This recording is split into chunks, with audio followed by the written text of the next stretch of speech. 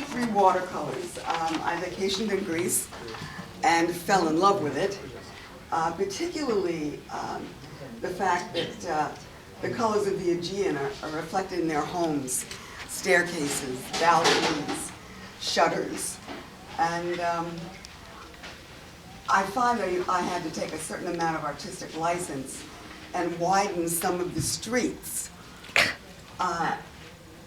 Our gallery in Roosevelt Island, I showed a couple of oils of Greece, and someone who lived in Mykonos recognized a particular street and told me that it was much narrower, in fact, than I had depicted it in my painting. But I would not have been able to get both sides of the street if I made it as narrow as the street actually was. And interestingly enough, she told me that that was the function of invasions. The streets were narrow so that they could jump from one house to another, you know, being chased by invaders. But I love the blues. I love the turquoise colors in Greece. Unfortunately, I didn't have the opportunity to live there as Barbara did, but I absolutely fell in love with the place. Most of my work is pretty traditional. I've been classically trained. I work in oil, watercolor, and metal sculpture. Okay. What's the last one? Metal sculpture, welding. Yes. I noticed in the one with the boat, especially, you going in after you painted watercolors and added a marker. These, to highlight. yeah, there's pen and ink. There's pen and ink as well. Beautiful. Thank you. I may have missed you saying something, but is there a particular geographical location? This is Greece. Yeah, Yeah, it's all Greece. beautiful. Oh, yeah. I'm kind of fixated in a Greece period right now.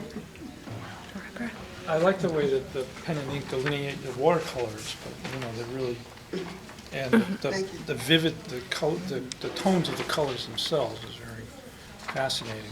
You know, the blue with blue and greenish blue against the whitish, gray, bluish tint in the background. Maybe it's just my eyes, but it's very No, interesting.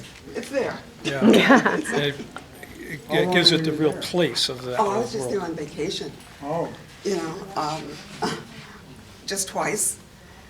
But it was someplace that I just kept wanting to go back to. well, the sky and the sun and the water is so beautiful. It is. The white buildings. Yeah. It is very striking. What island is this? Mykonos. Right. Can I ask a question? Of course.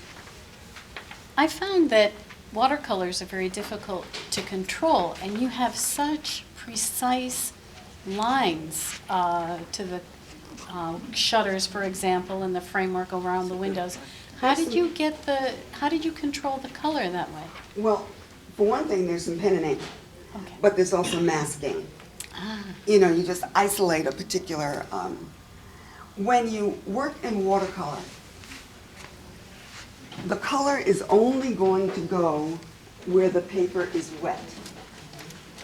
So, first you paint in clear water, so that if you make a mistake, all you have to do is whip out the blow dryer and erase the clear water. But when you put clear water in a particular line and let it seep into the painting, into the paper, then when you apply the color, that's the only place it'll go. I was just very impressed with how crisp all those lines were. Oh, well, there's some pen there as well, but, The pen work you do after the painting is dry. oh, yeah, otherwise everything bleeds. I think they're beautiful. Thank you.